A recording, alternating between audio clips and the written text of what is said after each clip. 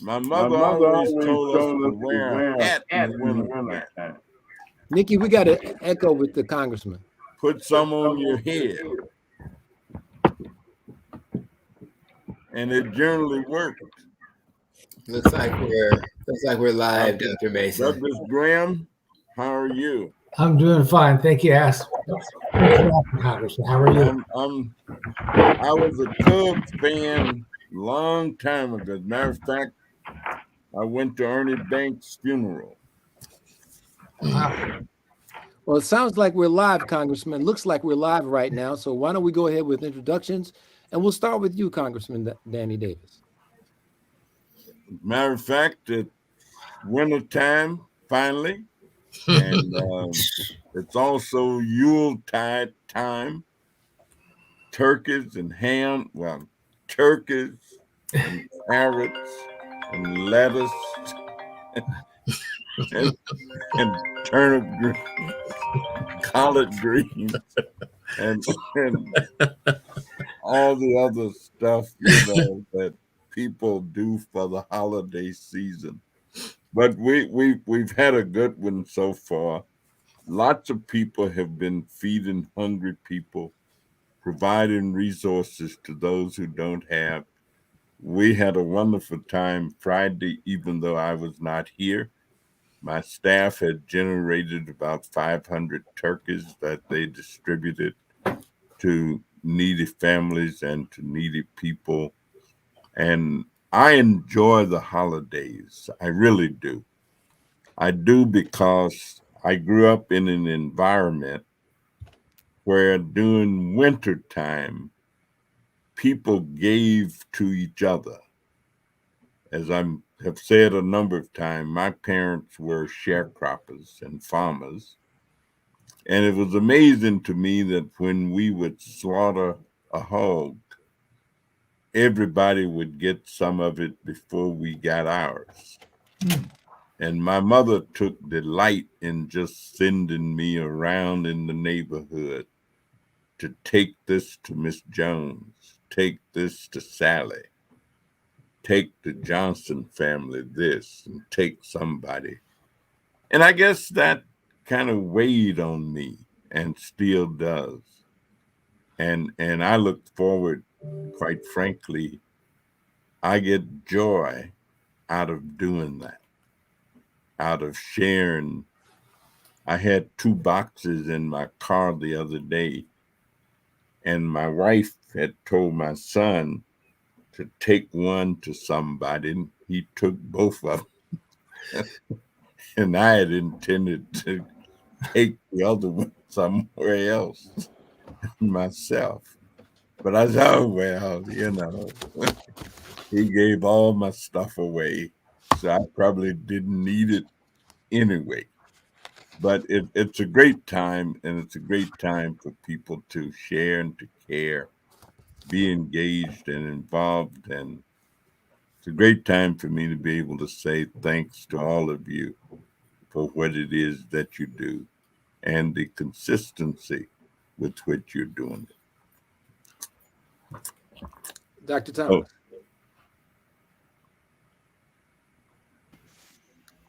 Hey, I am happy to be here this evening to answer the community's questions and to share this panel with my esteemed colleagues. Glad to be here.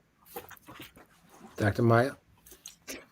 Oh, hey, everybody. I just want to put out my socks hat, just to, Go get them. Southside, Good evening, everyone. Good evening, Congressman. Thanks to Nikki and these wonderful doctors who I learn from every day, and it's always good to be amongst safe spaces to learn, not only for younger Southside provider like myself, but also a safe space to learn and share in the community.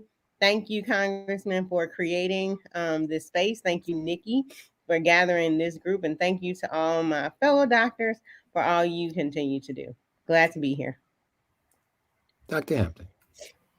Well, absolutely agree with my colleagues that this is a great week to celebrate, to reflect, be grateful, and I just don't know any better time to gather with family safely.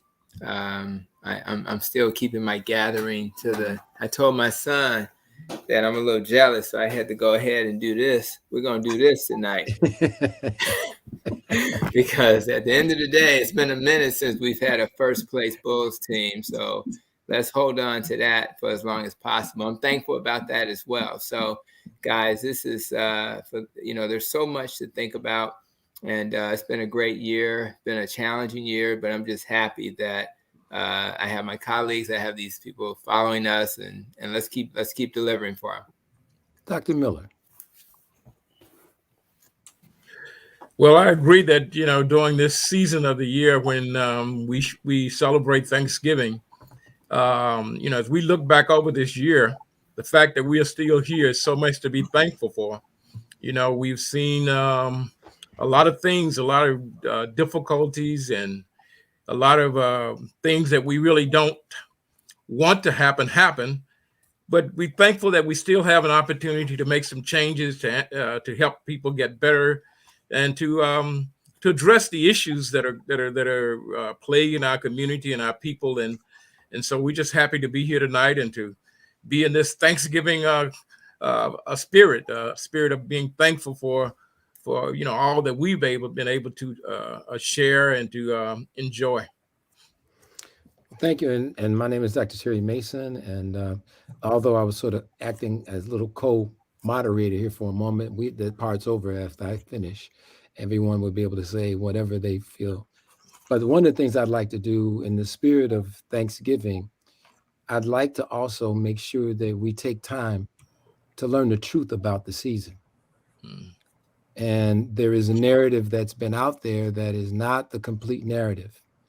And having had some opportunity to speak with the so-called American Indians, which is in and of itself a controversy and not quite the truth. Mm-hmm. We need to really deal with the truth, and we really need to let the truth speak during this time and honor the reality of what happened and continued to happen to peoples in what is known as Central America, and even up into what's called the Americas right now, and what has happened as many people who've been displaced from their own lands by the so-called opportunity that it presented to the English that came here.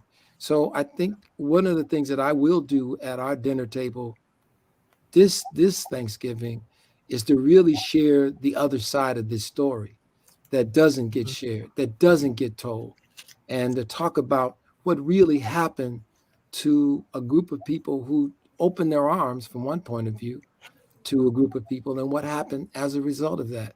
And it's as much a part of our history as everything else, but it hasn't been told and it needs to be. Well, I must confess that all of my life, since I've been able to think, I've always had some affinity for what I call the underdog. And even when I was first learning about the settlers and the Indians, I felt great that the Native Americans, we didn't know anything about Native Americans at that time. We just Indians. And that they taught the settlers how to cultivate the vegetables that grew in the environment where they were, and taught them how to cook them and make use of them and do whatever they did. And it was amazing to me then that after all they had done, that somehow or another they got pretty much wiped out and run off the place that was good and fertile. And eventually the ones that were left out in the desert and stuff where nothing would grow and nothing was there. And of course, that's where many of them who still exist reside. It just happens that one of my best friends in the House of Representatives is a Native American fellow named Raul Grajaba, who has probably the most liberal voting record. He was head of the county board and then eventually got elected to Congress, and he chairs the committee on natural resources. And I guess that's exactly where he would want to be. And we joke a little bit and chat about how things have evolved and whether or not there will ever be any amends made, and how do they come.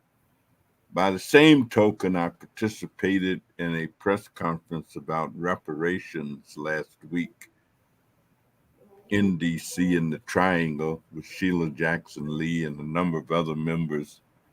And of course, I was pleased and proud that the biggest contingency of citizens there were from Chicago. And of course, Evanston, where they've got the only implementable reparations plan in operation right now, where they have actually developed a plan and they're implementing it. And of course, the sister who was the alderman that introduced it in the city council in Evanston and got it passed, she's no longer in office because she's going to devote all of her time basically to promoting how you can enact and implement. So, yeah, we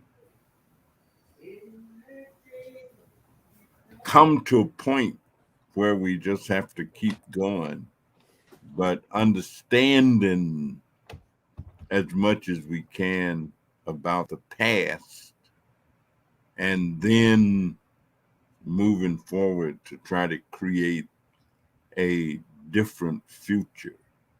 And I think that's a great deal of what we are all about. So thank you all again. I'll add that I don't think we should be afraid of our past. I think that if we can talk with respect and decency towards each other, we all recognize that the people on the earth right now, for the most part, the people who we work with, and even if their ancestors did things that were not, appropriate, we still got to talk about it. We have to be honest, and we have to lean towards hearing people's voices instead of just focusing on ours. We have to see the world through their lens. So if I went to Lane Tech High School, and when I was at Lane Tech High School, we had Indian mascots.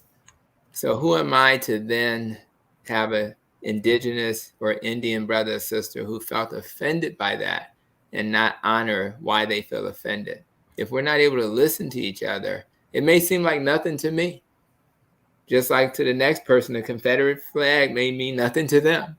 But we have to honor that. And I remember in a previous interview I did with a clinician in New Mexico, and when I talked to her, her name was Jamie, and she was a clinician. I think she was a nurse practitioner, and she reminded me of the history of the school situation for the Indian children, and how they literally attempted to kind of wash away that history, and they created the boarding schools, and they literally felt like the Indian problem was related to them having their historical culture and their historical language. So we need to wash that away. We need to rid the country of that history. So we're going to take their babies who were being raised properly by their families, and we're going to take them away from their parents so that we can convert them into more American versions, ironically. American, right? Like, they weren't here first, but so all of this history.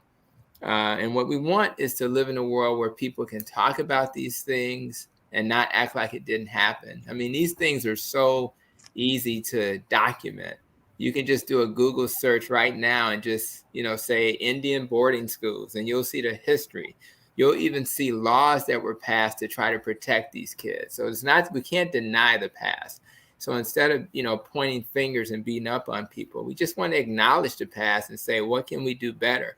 What laws can we pass today to protect that culture? And when it comes to health, is there any other community that's negatively impacted, that's been, I'm into metabolic health. What community do you know that's been more negatively impacted? Every time I look at charts and graphs that talk about communities of color who are at the highest risk for various medical conditions, they tend to be at the very top of that list almost every time. So, but when you take people and you take away what their culture has taught them to be the foods that they should eat, and you then ask them to eat foods that they're not designed to eat, of course they're going to be sick. And it's very clear that these are the things that happened in the past. So I just think that this forum and others, we have to embrace our brothers and sisters. We're all in this together. And I think we need to stop being afraid to talk and be uncomfortable. You know what they say, be comfortable being uncomfortable, because that's the only way we're going to make progress.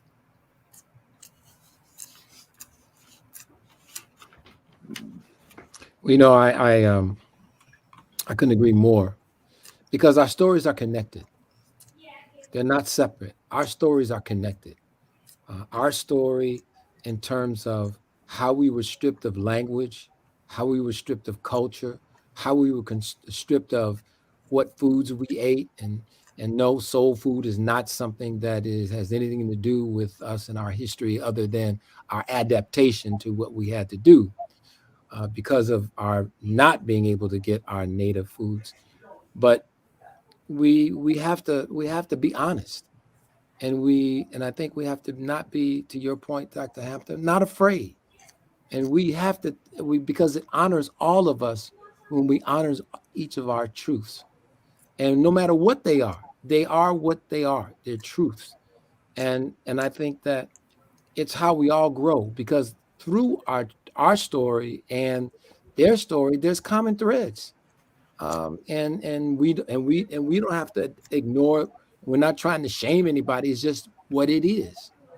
But we think about how, to your point, how do we go forward better, and how do we begin to use these next few generations to really begin to honor this in a much better way than we have in the past. And I was thinking, once we pass the Build Back Better Act, early childhood education, preschool education is supposed to become available to every 3 and 4-year-old child in the United States of America. I'm saying every 3-year-old and every 4-year-old child is supposed to have access to preschool education. And wouldn't it be great if we could make sure and build some health curricular stuff into that? I'll be very honest with you. I learned, and I don't know how they started to teach it, but I can remember being a little boy and they teaching about whether you wanted to be a whistler are a whiner. And a whistler, and this had to do with dental health, that if you ate a lot of candy and sweets and sugar and stuff, you was messing up your teeth. And then you was gonna be a whiner. And if you was doing something different, you'd be a whistler. And the idea was, and I remember that from the time, I guess I must have been 6 or 7 years old. And I do remember that. I'm not suggesting that I practiced all of it, but I remember it from that time. And I guess the teachers were obviously very effective in conveying it, if I still recall and remember it. And so I think we're going to have an excellent opportunity to begin to infiltrate the minds of our children if we make sure that there's some health stuff built into what they learn at this time. And I think we can actually do that. And they can learn that the same as they can learn, sing a song of sixpence, pockets full of rye. 4 and 20 blackbirds were baked in a pie. When the pie was over, they all began to sing. Was that not a dainty dish to set before the king? King was in the counting house counting out money. Queen was in the queen house eating bread and honey. So I think this gives us an opportunity to do some health education that will serve our people well if we make sure that some of this stuff is included in what the children are being taught. Yeah, I just want to add a couple of little things here to this. And, when we talk about being honest, I think that that's a difficult line there, because what you've been taught is how you think of things. And if you've been taught that certain things or certain people are a certain way, that's your reality, whether it's real or not. That is your reality. And I think the thing that we have to do is learn to, as somebody had said earlier, we got to begin to talk with each other, to dialogue and get to know one another, and to know that that we are more alike than we are different. And the things that have happened, we can't really get beyond those things until we begin to understand, how things may hurt somebody else that we say or do, or the way that we act, and how these things that are being portrayed, that how they affect, especially young minds that are not developed, that are learning. And just like somebody mentioned the word soul food. We've come to understand that was is part of our culture, and it's part of our culture because those are the scraps that we were given, and we had to learn how to make those things tasty and tolerable for our, our ancestors did a good job at doing that. So nutrition really wasn't the thing that they were concerned about. They were concerned about feeding their hunger. And so but I think that as we go forward in the future, I think the whole idea, we in order for us to be able to get beyond some of the things that we're fighting about, we got to do a better job at getting to know each other. Then we can be honest. We can't be honest if we don't really know the truth about all these things. And if your reality is different than mine, then we're talking. We're always going to be on two different planes when we're talking to each other. And I think we have to get to that point. And we can learn, because I thought I'd never be able to ice chitlins. And I don't think I've had any in 25 or 30 years. I don't even think I've seen any. If we can do it, huh? Let us pray. The other thing when you think about different cultures, the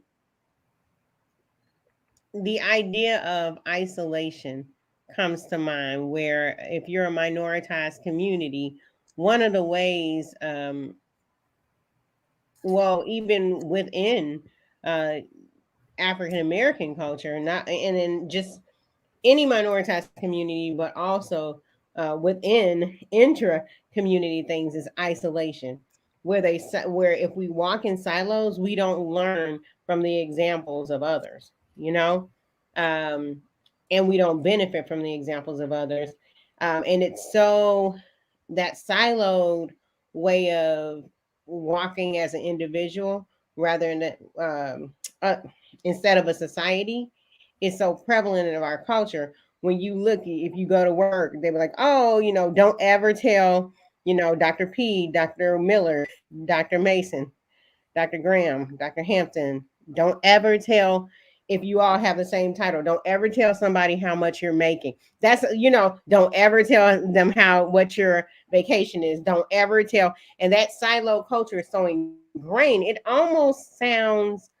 like a disruption of what we think is appropriate politics in the workplace to do this. But when you take that out to society, if they look at Chicago, if it's continually segregated, then we don't have that. Even within the Black, if we say Black community, I mean, you can count on, maybe I'm part of it by putting on the Sox hat when the congressman had on the Cubs hat. Maybe I'm participating. I don't know. But South Side, West Side, you know what I'm saying? East Side, that kind of stuff, keeping ourselves apart. And even within our own communities, I can think there was a time when if I was outside after the street lights, right? My neighbor could get me. My auntie down the street can get me. The neighbor down the street can get me. I can get in trouble from all these people, And then we all know I'm 44. So if you're older than I am, we all know what happens after you got home. After you got home, I couldn't tell my mama, like, Miss Miles down the street told me to come in and she said I was going to be in trouble. I couldn't tell my mama that because I was going to get in trouble too. Matter of fact, by the time I got home, Miss Miles had already called my mother, and my mother was standing on the porch waiting for me, to follow up. Whether that was my mom was going to talk to me, no matter what that was, there was a following up and an agreement between the elders in my community. And a lot of times when you look in a lot of spaces now, if I'm a child and I go tell my mom that today, we getting a lot of, don't you tell my child what to do. Don't you, say nothing to them. Don't do this. That individualistic. And there, I mean, I say that statement. There's a lot of kind of mental health reasons as to why, the person down the street who my parents don't know may not want that. There's a lot of things to unpack. Also back in the day, that person down the street couldn't be like that because the men in my community was not having it at all. They would get dealt with. You know what I'm saying?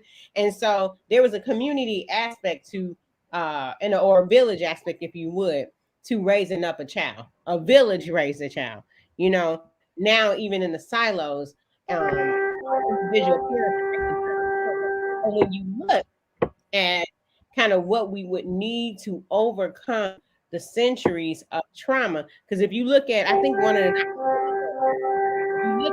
strategies to break down the indigenous American community, it's the same strategy they use to break down the Black community. It's the same strategy they use to build up the white community. Ellis Island, I will take y'all there, where they came and they said, oh, you're different. You're different from these other people. You'll be able to take you'll be able to take their jobs and join with them, because that was the first introduction of the concept of white. If you look, we don't hear about, people talk about their heritage, but there's no like, oh, put down your your ancestry. Are you a Polish white? Are you are you this white? Are you from, what do you call it, Czech Republic? Are you from here? No, you just white. You together. You know what I'm saying? Look at that. Look at that. Well, Look can we at ever get to the point Oh, where sorry. there is universal? I'm saying, for example, social issues, social causes, social needs, racial and ethnic heritages.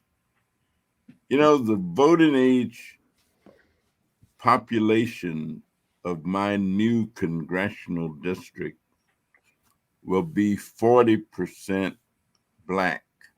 Mm-hmm. I'm saying Blacks will make up only 40% of the voting age population of what's going to become the 7th congressional district. Lauren Underwood's district is 5% African American. Individuals who represent certain things have to appeal in many different ways to different cultures and different folkways and mores and all of that. And so people are constantly trying to balance.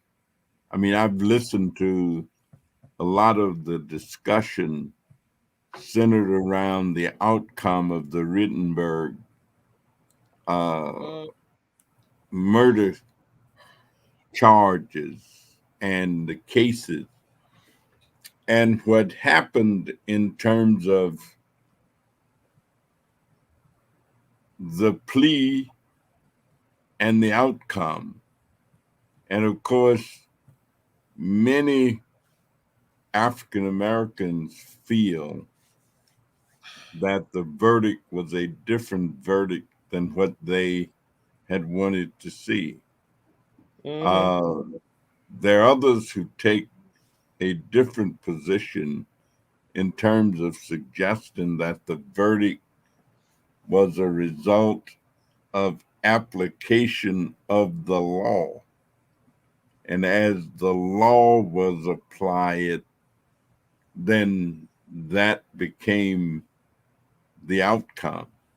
So this business of trying to live in a pluralistic society and being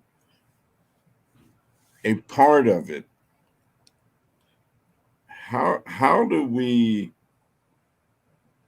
reconcile some of the differences? Even, we've been working with a group where some physicians in the private practice of medicine feel that some of the rulings that are coming out of CMS are discriminatory to their practices and their ability to practice medicine the way they want to and the way they feel is most necessary.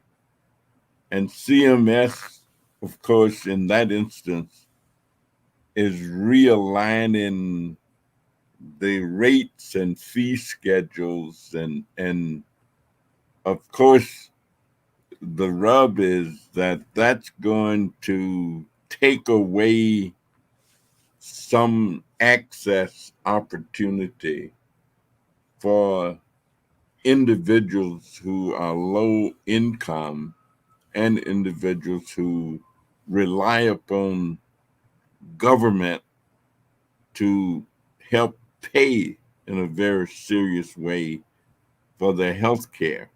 And so I guess there will always be these differing opinions about things. And then there are those who are put in place to sift through the differences and arrive at what we do, period. And make the decisions, although there are going to be some people who will agree and there will be others who will disagree. And I guess if we keep shifting the balances, then that becomes what keeps a civil society moving and okay, that we make decisions without resorting to oozes and coup d'etats and other kinds of things when there's disagreement. And so trying to make these determinations and make decisions, what is right and who's right, what is wrong and who's wrong. My mother used to tell us that right is right if nobody is right, and wrong is wrong if everybody is wrong. and, and so you got to try to figure out what's the right thing to do. And I guess that becomes kind of challenging. You know, I think one of the things we cannot ignore are the value propositions, which unfortunately have a lot to do with what gets driven and successful as policy. And one of the value propositions, I think, is best characterized in a book written called Selling Sickness. And Selling Sickness, I believe, is by a guy named Moynihan. But anyway, he was the chair of Merck. And Merck was one of those companies that was part of a company called MSD, Merck Sharp and Dohme. But his premise was that he wanted his company to be like Wrigley. In other words, he wanted, because everybody chews gum, and he wanted everybody in America to be taking a pill, preferably a pill that they make. And the tension with the truth in America is motive. And a lot of these things that we talk about are driven not necessarily by what's best for people, but what's best for people who can influence those politics, namely drug companies and other major industries across the spectrum, because of the way things happen. And we have great politicians like the one that's sitting on this forum who will weigh these things in the balance, but we also have others that are not. And that, you know, the one thing that people have to understand, when you're running a political office, it costs money. And if you don't get it from your constituency, you get it one from constituency, you'll get it from another. And that's just the way our politics, unfortunately, is. And what we need to think about is our system, which I don't call a healthcare system. I don't, because there's not very much health in it. What I call it is a DDMS, a disease detection and management system. That's what we have. We detect disease and we manage it. We don't cure anything, which is why I left the practice after 26 years of practicing as a urologist, because it finally came to me that that's what I was doing. I was managing diseases, but I never, ever engaged in any activity to cure one person of anything with any of the medicines or procedures for that point, except in rare cases of anything. And we want to put the blame. We want to say that our pharmaceutical companies and our device manufacturers and what have you, though important, may actually be what we really need to cure things, and that's not true. What we need is that there's no question that the number one thing that is creating most disease in America, if you look at the risk factors for the top 3 leading causes of death in America, you're going to find food at the top of that list or very near the top of that list. And the question is, when will we have the testicular and ovarian fortitude to tell the truth so that the people will know what it is that they can do? Now, we confuse them by making it cheaper to eat badly, to making those foods more readily available. And we also encourage their consumption using now every single outlet that we have now, including our cell phones and our things that we have, the different different software programs that are easily accessible, and using the science of colors and music to get our children indoctrinated early, much like we did with all the sugary based cereals and what have you when I was growing up. So I don't know that we're really ready. To quote a line from a movie called A Few Good Men, I don't really think we can handle the truth. I just don't think we're ready for that, but it won't stop us from at least trying to continue to put it out there.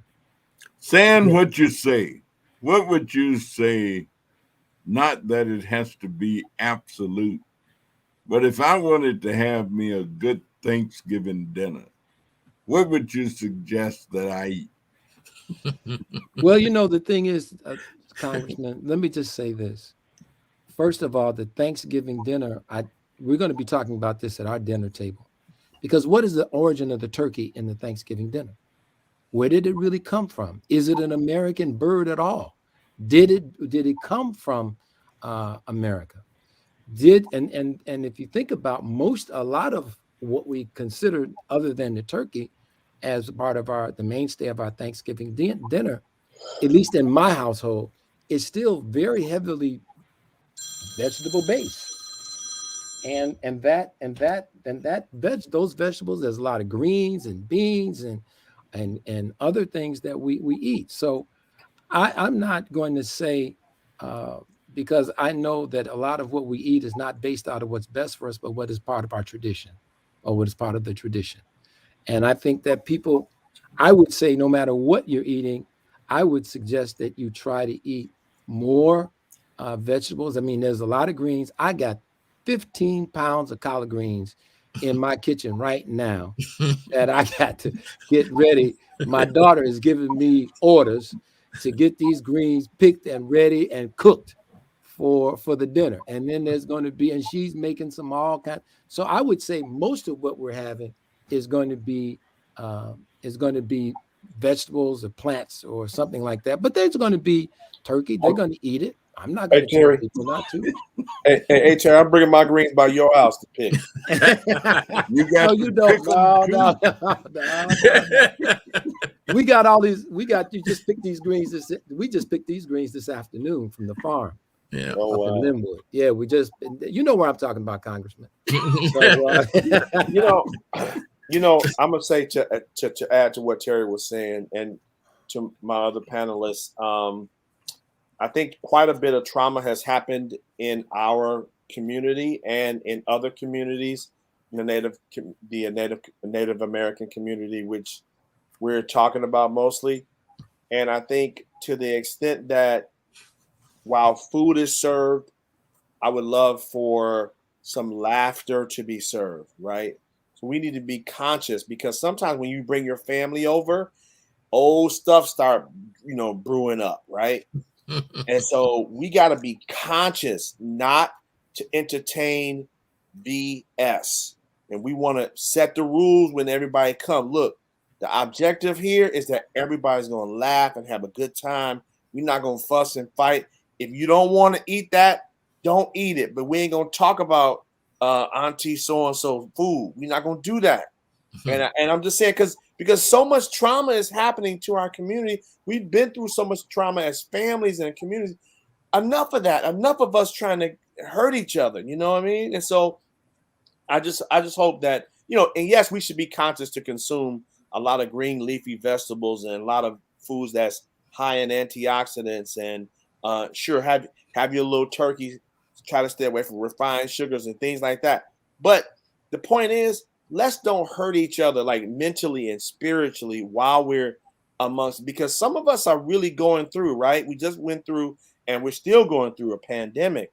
And so there's a lot of mental depression, anxiety that's happening. It's already that our community is not is not very well versed at going to seek help in terms of mental health.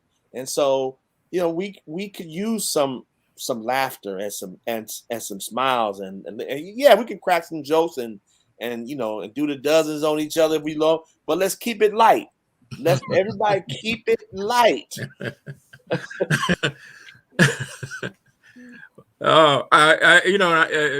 Back to the whole conversation about dinner.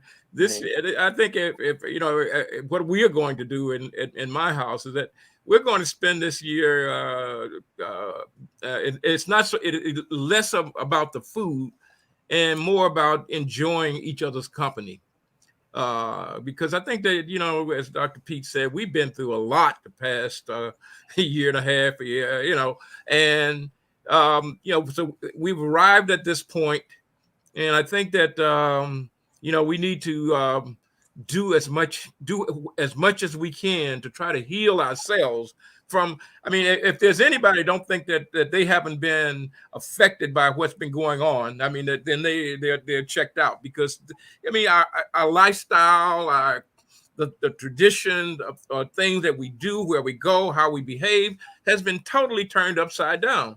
And and the things that we enjoy have been changed. I mean, we haven't been able to go to places to see things, shows and things like that we laugh and become happier. But I think that we can be kind to one another, and we can do some things that and talk about some things that it's a time not necessarily to get into the serious debate issues, but to enjoy one another in a different kind of manner than we normally do, and a little bit less about the food this year. I'll comment that I'm thinking about that grateful idea. I remember when my father-in-law, when I knew he was coming to my house to be with us because of dementia, and I was very afraid of that because of my busyness. I'm super busy. I don't know of anybody who's busier than me. I'm not even exaggerating when I say that. I was preparing for a podcast while we were talking. I mean, it's just busy, So I'm thinking, how in the heck? I hear my patients' stories about what it's like to have someone with dementia in your house, right? And I was just like, oh my God, no sleep, wandering, afraid of somebody leaving the house, all these things. And then I started to learn more about what it's like to not be a doctor who knows dementia, but a family member, right? And all of a sudden, I'm learning that, there's a way to do things that's different. Instead of saying you need to bathe, you say, come here, let me show you something. And then you have a room ready for bathing. And then it triggers them to do that. And then you learn that, even something as simple as going to the barbershop, don't say, do you want to go to the barbershop? You say, let's, help me. I need you to help me in the car. Next thing you know, you're heading to the barbershop. So I'm grateful that I think there's resources out there that help people who need that help, including the doctor. But just as importantly, the relationship, going back to Dr. Miller and Dr. Pete, the time we spend together. Because as soon as I finish with you guys, I'm about to go sit next to him and listen to some country music. And I'm a city boy all the way. But it's so nice to have a relationship that you can cherish, because how many Thanksgivings are we going to have together? I don't know. It could be 1, it could be 10. All I know is that I'm going to make sure this Thanksgiving, my family, the relationship I have with him is going to be nourished, and I'm going to appreciate every single moment. So I think that what's being shared tonight is so critical. And God knows that I'm obsessed about nutrition and all of these things. But I'm more obsessed about having meaningful relationships with the people I care about. And I think that's going to really be the things that I'm not going to be on my deathbed saying, how many carbs did I eat today? I'm going to be talking about did I add value to the world? Did I have relationships with the people in my life? And those are the things that really matter. And I think, just pausing and doing that. And I appreciate Brother Pete, because we do tend to get a little silly when we get a little alcohol in us and we get with each other. Next thing you know, what was really a wonderful occasion turns toxic, right? And we got to remove the toxins out of our lives. And sometimes you have to be intentional about that. So as everybody reflects on those moments you're going to have with family, intentionally, take a conversation in a different direction if you see it going in the wrong direction. And you can do that respectfully. You may have to distract, just like I do with my father-in-law, distract and say, let's, and you can get, it's so easy to do. And what you do is then you're honoring the person who's on the wrong message, but you're also getting the family back on the right message. And for those who really need more attention, you may want to have a little conversation in advance. So, but I do believe that you can adapt and adjust like I adapted in my own home. So I really appreciate those comments, because I'm ready to talk about the diet thing, but I really need to understand the value of just being a human being and just being with your family and just appreciating this I did a death certificate this past couple of weeks. It was a 30, I think he was 37 motorcycle accident. It was a motorcycle accident, but he's gone. So I'm a few weeks before that. You just don't know. So we need to really value every single moment we have with each other. And then I just want to say the other thing I want to remind us of is this need to wear our masks. And if as much as we can, if Thanksgiving dinner, one of the things that my family and I are talking about doing is, and this is what we did last time. We all cooked one item, put it in Ziploc bags, and went and exchanged it on the door. And we still did that. Then we got on the Zoom and ate it. I know a lot of people probably won't do that this year because you want to gather together, things like that. I would say as much as you can when shopping for your grocery items, when traveling there, and if you can, anytime you're not putting food or drink in your mouth, go ahead, put that mask over the nose and under the chin, because Miss Rona wants to join us at the Thanksgiving. Y'all know. I'm not trying to be the bearer of bad news or put a stick. I do enjoy this time, and we talked about super transparency.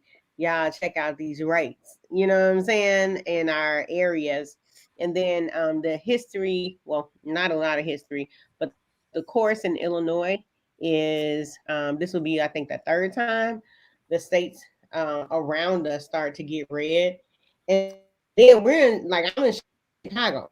People coming here for Thanksgiving, they bringing all of that over here, and so then when we're 5 days out, weeks out, we're like, what happened? Go ahead and put that mask over your nose, under your chin. If you're not eating or drinking, pull out your Nikki mask, whether it's, camo, put on your little Thanksgiving. I remember when I was young, I couldn't wait to Thanksgiving or any kind of holiday because I had me an outfit that I was going to wear, get that mask to match though. That's what we're going to need you to do this year. Get that mask to match and go ahead and put it on. Keep yourself safe, travel safely, be aware of your surroundings. We're 2 years in, hard to believe. Well, most pandemics last at least 2 years, right? We're 2 years into this pandemic, and I don't want people to think we're necessarily at the end of this,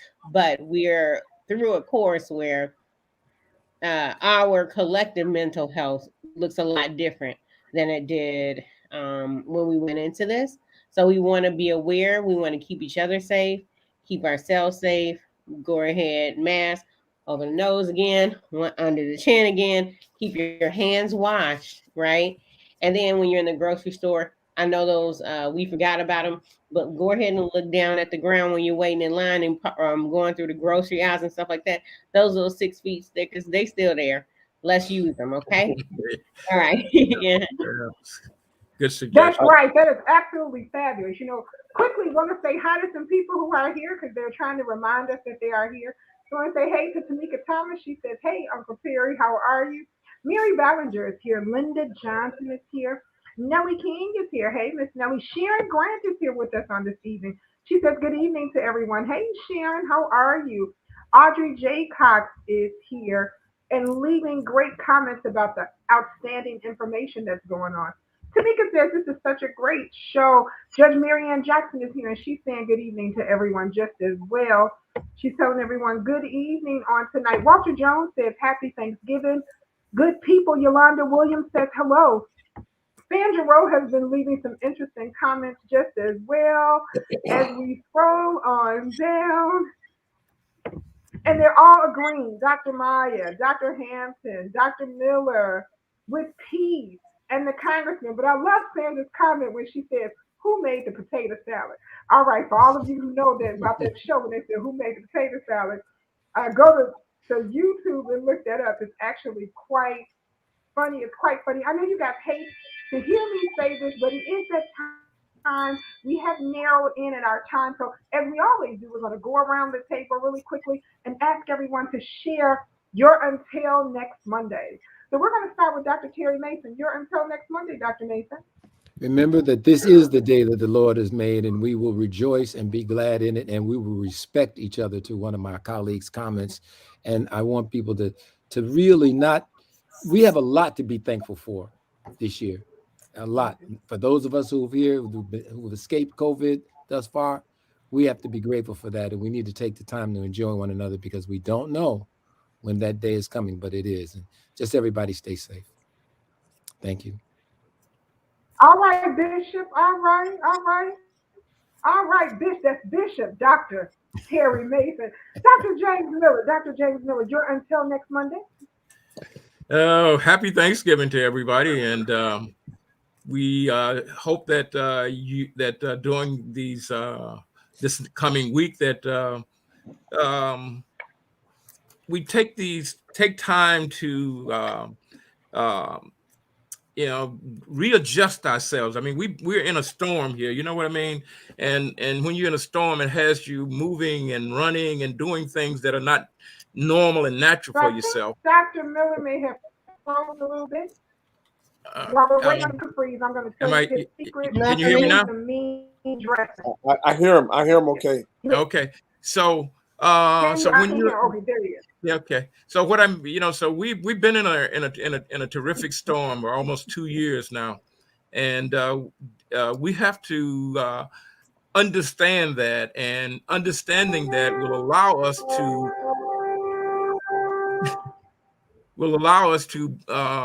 be able to step back from some things, because conflict and all the conflict that we're seeing around us today is more than a little thing. It's a big thing, and it's creating all the destructive processes that are going on. So I hope that we can sort of take this time to start loving and caring and behaving and treating one another the way that we want to be treated, and be thankful for each other. Absolutely, being thankful. Dr. Douglas Graham, my co-worker, Dr. Douglas Graham, your until next Monday. Well, I'd just like to echo the thoughts of Dr. Miller, Dr. Mason. We have been in a long storm, but at this stage, we have new vaccines, we have new treatments, and we have better outcomes. And what my reflection is, there are always going to be great challenges, but there always has the potential to be solutions. And I'd like to be part of that solution rather than part of the storm. All right. Dr. Tony Hampton, the real Iron Chef, you're until next Monday. I appreciate that, Nikki. I definitely want to just remind everybody that when you're faced with a challenge, you typically arrive on the other side better than you started. I've actually accomplished quite a bit during the pandemic, and if it were not for the pandemic, and I definitely pray for those souls we lost, I don't think I would have accomplished so much. It allowed me to pause, reflect, and say, how can I add value to the world? And when I paused and reflected, I got up and started adding value to the world. So if you're thinking about doing something that you've always wanted to do, what the hell are you waiting for? Excuse my French. Get off your butt and do it, because this time is going to go by so fast. And when you get past 50, you start to realize maybe I have less years to live. Get off your butt and start making a difference. And the other thing I want to just share is just being grateful. I definitely thank Nikki, Dr. Pete, for inviting me to this platform. I always call Danny Davis Dr. Danny Davis for, allowing me to join the team, and just being grateful for this opportunity, grateful for the people I work with every day, grateful for my family, and obviously grateful for my father-in-law for what he's taught me about how to be a son-in-law and how to take care of people with a medical condition I better understand. So just being grateful is what I encourage you guys to do. I think it'll enrich your lives and make what seems to be a difficult thing actually something you embrace, because you're like, what can I learn from this? And what can I do and grow from this? So that's my final words. All right, being grateful, being grateful.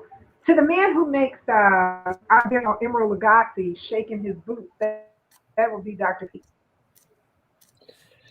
Well, and I was thinking, I agree with all my colleagues, and I'm gonna say, in the words of Frankie Beverly and Maze, I need my community, my family, to embrace this song.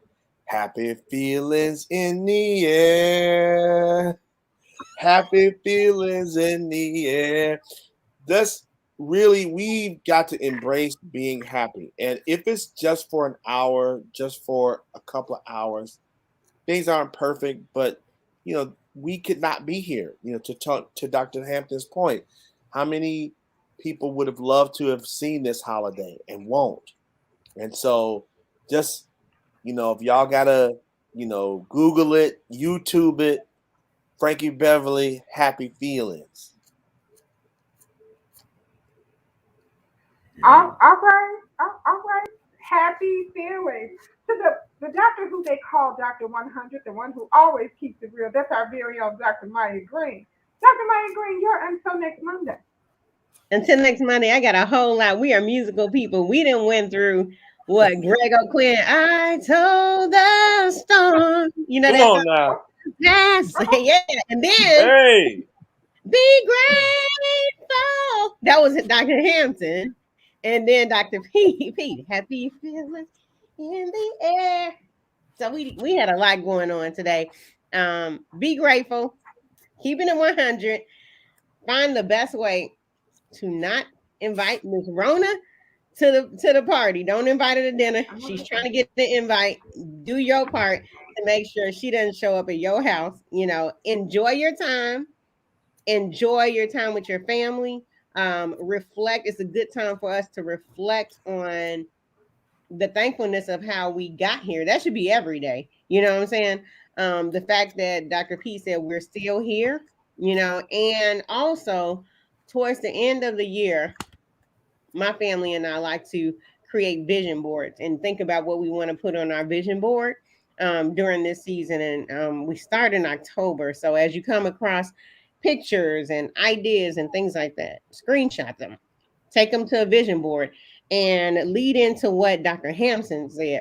Plan how you're going to elevate, reinvent, move yourself through as a fellow human in this world for yourself and your community for the next year. This is a good time to do it. This is a good time to do it. And then the other thing, in the spirit of what Dr. P said, one of the things when I like to lift myself out of whatever I'm in, because we all get there where we don't feel happy all the time, is I like to appreciate. I start by appreciating one person for something great that they do great about them. I don't care if it's the person at the gas station, I don't care who it is, but I speak that. And then it just turns into a whole thing. It snowballs into a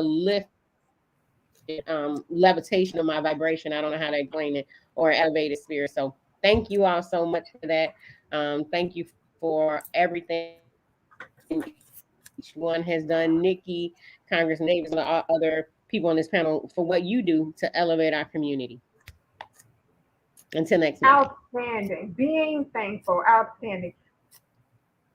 I just just in a few words, I want to say that I'm thankful and I'm grateful, and just want to remind a lot of our listening audience and our viewing audience about mental and behavioral health. The holidays are here, and sometimes you get those holiday blues.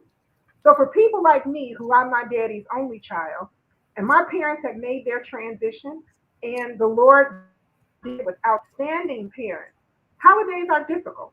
So actually, I'll probably be painting on Thanksgiving to keep myself busy, but I know I'm gonna stop by Dr. Miller's house and get some dressing. I'm gonna stop by Dr. Mason's house and get some greens. And Dr. Mason, I love you, but I'm going by somebody's house to give me some ham. So Maya, cut me some ham and put it to the side. I'm going by somebody's house. No, Dr. Mason, I'm about to say, Nikki, how you gonna throw mine underneath the bus like that?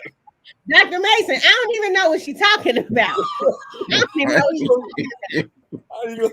See you later, Nikki. No. You know what? I respect everybody's choice to choose what it is they like.